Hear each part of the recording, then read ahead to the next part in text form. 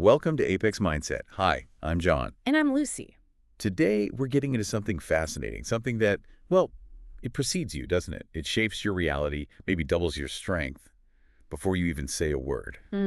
Okay, let's unpack this. We are talking about the incredible, often unseen power of your reputation. Right. And it's so much more than just what people say about you. It's really about what they expect from you. Expectations. Yeah, that expectation, that's where the real leverage, the real influence lies, as we'll see. So our mission today for this Apex Mindset segment is to really get a handle on how reputation works, almost like this invisible force in life, influencing everything, right? Opportunities, how people see you. Everything. We want to show you how to consciously build it and manage it strategically, and importantly, protect this really invaluable asset. We'll be looking at some amazing stories from history to make it clear how you can leverage reputation for success. So your reputation, it's almost like a second shadow, isn't it? Yeah. Follows you everywhere. Yeah, that's a good way to put it. And today, with everything online, it's not just in people's heads, it's digital too. Comments, searches, everything. Right. It has a permanence now. Maybe it didn't before. Exactly. So think about it.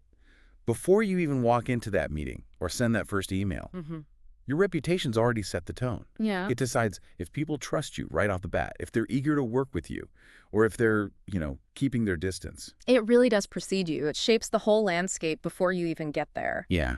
And what's fascinating here is just how deep this goes. I mean, the material we looked at highlights how appearances and your reputation is a huge part of, that they act as the barometer of almost all of our judgments. A barometer. Yeah, it's just how we're wired, I think. Yeah. We don't just judge on cold, hard facts. We judge on what's visible, how someone carries themselves, their track record, the stories floating around. Makes sense. So consciously building and carefully maintaining your reputation becomes, well, incredibly important. It gives you this amazing degree of control over how the world sees you. Which is powerful. Hugely powerful. The reading even suggests reputation has a power like magic, able to double your strength instantly. Wow. Yeah, the exact same action can look brilliant or terrible depending entirely on the reputation of the person doing it. It's all about the frame. That's a really powerful point. Yeah. And it makes me think, why does it work like that? Right. Why does reputation filter perception so strongly? Is it just psychological, or is there something more like societal going on? Well, it's a mix, but it's heavily rooted in cognitive biases and mental shortcuts heuristics. Okay. Our brains want efficiency, right? So when we meet someone, we don't start fresh every single time. We pull up existing ideas, schemas. Right, the mental model. Exactly. If someone's known for being reliable and good at what they do, our brain just slots their actions into that positive frame. A mistake. That's just a one-off. Easily forgiven. But if the reputation is shaky, then the same mistake just confirms what we already suspected. It locks in that negative view. And society piles on gossip, networks, shared stories. It creates this self-fulfilling cycle around someone's standing. wow, It's efficient for navigating social stuff, but yeah, often pretty unfair. it really does shape every interaction then. Actions aren't judged alone. Someone with a solid rep makes a mistake. It's a slip-up, a momentary lapse. Right. But someone with a questionable background makes the exact same mistake. Could be game over. It reinforces everything bad people thought. In this filtering effect, it turns reputation into this, magnet, right? Yeah. Attracting or repelling opportunity. Totally. People seen as trustworthy don't just get more chances, they get the right chances. Leadership roles. Big projects, partnerships, people just assume they'll deliver because their reputation says so. Okay, to really nail this down, let's look at some history. You found some really compelling stories that show this power in action. Absolutely. Maybe the classic example is from ancient China. Yeah. The general Zhuge Liang, they called him the sleeping dragon. Right, the sleeping dragon. So picture this. He's in a small town, maybe 100 soldiers, and an enemy army of 150,000 led by Sima Yi is marching towards him. Okay, impossible odds. Totally. But Liang doesn't panic. He tells his men, take down the flags, open the city gates wide, and hide. Then he walks up to the most visible spot on the city wall, puts on a Taoist robe, sits down, and just starts strumming his lute and chanting. That's incredibly bold, just sitting there.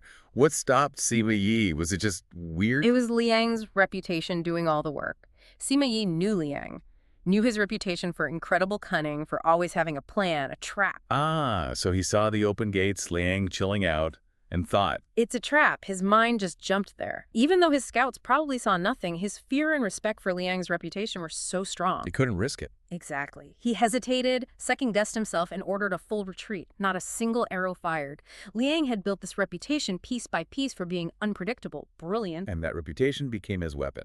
more powerful than any army in that moment. It's that cognitive bias again, isn't it? Sima Yi's idea of Liang was so fixed, it just overrode what he was actually seeing. That's the magic. It really is. And Liang's career was full of stuff like that, right? Always reinforcing that image. Oh, yeah. Turning deserters into double agents, stealing military seals to forge orders, tricking enemy generals onto his side. His reputation alone inspired fear. But it's not always about war and strategy. You also had that story about Mitsushita in the Court of Wei. Right, a totally different context, but the same principle. Mitsubishi, he built this reputation for being just incredibly civil, gracious. He was the ruler's absolute favorite. Okay. So one time, his mother gets sick. He uses the royal coach to rush to her technically, a crime punishable by having your feet cut off. Wow. Serious stuff. But the ruler, because of Mitsushi's reputation, he saw it as proof of deep devotion, a noble act. Okay, so the rep changed the interpretation. Completely. Another time, he shares a half-eaten peach with the ruler. Again, sounds weird, maybe disrespectful. A bit, yeah. But the ruler saw it as a sign of deep affection, intimacy even, all because of the positive lens created by his reputation. So his good name turned questionable acts into proof of loyalty. But it didn't last. No. And that shows the other side. Jealous rivals at court started working against him, spreading whispers, changing the narrative, painting him as arrogant, devious. Undermining that positive image. Exactly. And suddenly, the rulers start seeing those same past actions differently. The coach ride, now it looks like entitlement, breaking rules. And the peach. Deeply disrespectful, maybe even criminal audacity. His fate, quite literally whether he kept his feet, flipped entirely based on his reputation shift. Just based on perception changing. It shows how a narrative, even if it's not entirely true, can totally overwrite reality if it damages reputation. And if we connect this to the bigger picture, it's not just ancient history. Right. Think about Rommel in World War II. His reputation for cunning was so strong, whole cities in North Africa evacuated even when his forces were way outnumbered. Just the name recognition. Yeah. Or Henry Kissinger. His rep for being the guy who could hammer out any deal made peace treaties seem almost inevitable. Nobody wanted to be the one Kissinger couldn't persuade. So your reputation really does precede you. If it's strong. A lot of your work is done before you even show up. Respect is already there. Which is huge. Yeah. But it also means it's vulnerable, right? If it's that powerful, people will attack it. Precisely. It's a double-edged sword. So how does that work? How do people attack reputations? And maybe more importantly, how do you defend yours without making things worse? Okay, let's look at P.T. Barnum. Early in his career, 1841, he wants to buy the American Museum. But he has basically no reputation yet. Right. He loses the deal to Peale's museum, which does have a solid reputation. Barnum is furious. And since he has nothing to lose reputation-wise, He goes on the attack. ruthlessly, starts this letter-writing campaign in the newspapers, just casting doubt on Peale's owners, calls them broken-down bank directors, warns everyone their stock is about to tank. Creating uncertainty, fear. Exactly. And it worked brilliantly. Peale's stock did plummet. The museum owners got nervous about the public mood, backed out of the deal, and sold to Barnum instead. Wow. It was the perfect tactic for someone with no reputation to protect. Sow doubt and your rival is stuck. Deny it, look suspicious, ignore it, the doubts just grow. A clever, if ruthless, move when you're starting out. Definitely illustrates attacking when you have little to lose yourself. And then there's the opposite. Someone with a great reputation that gets destroyed. Marie Antoinette. Oh, a tragic example.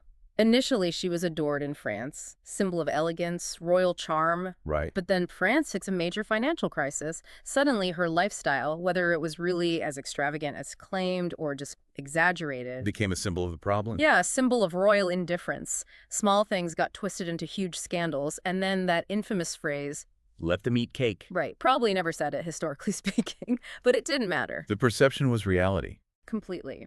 That rumor became the lightning rod for public anger. Her enemies didn't need facts. The perception, fueled by desperation, was enough. She became the scapegoat. Leading ultimately to her execution. A stark reminder. It really is. And this raises an important question. What happens when attacks go too far? Or when you're the one attacking, can it blow back on you? Good point. Attacking seems effective, but surely it can backfire. Oh, absolutely. Especially if it looks petty or desperate.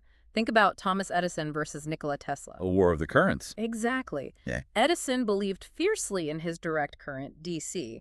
He was enraged when Tesla's alternating current, AC, started catching on. So he tried to trash AC's reputation. Aggressively. He tried to make AC look incredibly dangerous, staged public electrocutions of animals using AC, Grim. and even pushed for AC to be used in the first electric chair, specifically to associate it with death in the public mind. Wow, it's intense. Brutal campaign. But ultimately, it backfired. The execution was seen as grotesque. The sheer vindictiveness of Edison's campaign actually damaged his own reputation more than Tesla's in the long run. He went too far. Yeah, it's a huge lesson. Attacking someone else's reputation needs incredible finesse. You can't look vengeful or seem like you're punching down or you end up hurting yourself.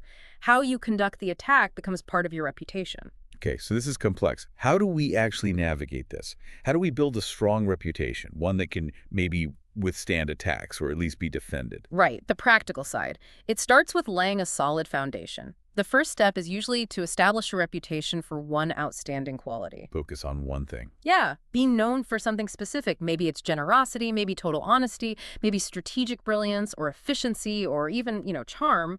That becomes your calling card, your signature strength people recognize instantly. Okay. Look at Barnum again, later in his career. Once his reputation as a master showman was solid. You didn't need those ruthless attacks anymore. Right. He used gentler tactics against Peel's, like staging these fake comical hypnotism shows that gently mocked Peel's more scientific approach. It made Peel look a bit stuffy while enhancing Barnum's own image as this charming rogue. So you adapt your tactics based on your own standing. Exactly. It's more nuanced when you have a reputation to protect yourself. But what if your reputation is already damaged? Or you're starting way behind? Is it possible to fix it? It's tough to do alone, really tough. The smart move often is strategic association. Link yourself with someone whose image cancels out your negatives. Like borrowing reputation. Kind of. Think Barnum again. His early rep was tied to, let's say, less refined entertainment. So he brings the hugely respected opera singer Jenny Lind, the Swedish Nightingale, to America. High culture. Totally. Her pristine image instantly elevated Barnum, made him look like a patron of the arts, not just a huckster. Ah, I see. Or think about those 19th century robber barons. Couldn't shake their cutthroat business reputations? What did some do? Started collecting art. Exactly. Bought Rembrandts, Da Vinci's. Associated their names with timeless genius. It softened their image, gave them this veneer of sophistication their business deals never could. Reputation by association. That's Yep. clever. So beyond these big strategic moves, what about just day-to-day maintenance? What can listeners do consistently? Okay, this is where it becomes about habits and principles. First, consistency. Just do the right thing, even when nobody's looking. Your everyday actions define you more than big moments. Building that trust bank, like you said. Exactly. Every time you follow through, you're making a deposit. So when a challenge hits, you have goodwill to draw on. Quiet consistency beats flashy inconsistency every time. Makes sense. And you mentioned associations earlier. Yes. Second, associate wisely. You really are judged by the company you keep. Stick with people who reflect your values and the image you want. And be careful about ties that could drag you down. Okay. What else? Third, deliver results. Let others talk. Honestly, the best way to build a rock-solid reputation, just do great work consistently. Let the results speak. Yeah. Success speaks louder than self-promotion. And when other people praise you, it carries way more weight. True. Feels more genuine. What about handling negativity? Criticism. That's crucial. Fourth, avoid unnecessary battles. Yes, defend your name when you absolutely have to, but don't get drawn into every little fight. Don't feed the trolls. Basically, yeah. Sometimes silence is the strongest, most strategic response. Engaging every critic just gives them a platform and can make you look defensive or petty. Choose your battles carefully. So it's not just about building, it's constant vigilance. Absolutely. Which Yeah. is the fifth point. Vigilance. Maintaining reputation is a lifelong job. One careless tweet, one bad decision, one insensitive joke. Can undo years of work. Instantly. You have to guard it like your most valuable asset. Because it is, remember Nietzsche, it is easier to cope with a bad conscience than a bad reputation. Wow. That hits hard. There's just no getting around how important reputation is. It's always critical. Even if you try to cultivate an image of not caring, like Oscar Wilde did, that's still an image you're managing. If you don't manage it, others will define it for you. Right. You lose control of your own narrative. Be the master of your reputation, just like your fate. So wrapping up, your reputation. It's really more than just your past actions. It's like your legacy in motion. It's the trust you've built, the credibility you've earned. It's this quiet, powerful force shaping your entire reality. Yeah. And think about this. When your reputation is strong, people will defend you before you even arrive. They'll open doors. They'll give you the benefit of the doubt. And when it's weak, You'll have to fight for every single inch. Every opportunity becomes a struggle. So build it carefully, guard it fiercely. Let it carry you farther than talent or effort alone ever could. Reputation isn't just something you have. It's something that carries you. powerful final thought. Thank you for joining us for this Apex Mindset segment. My pleasure. If you liked what you heard today, please do like and subscribe to Apex Mindset. We'll catch you next time.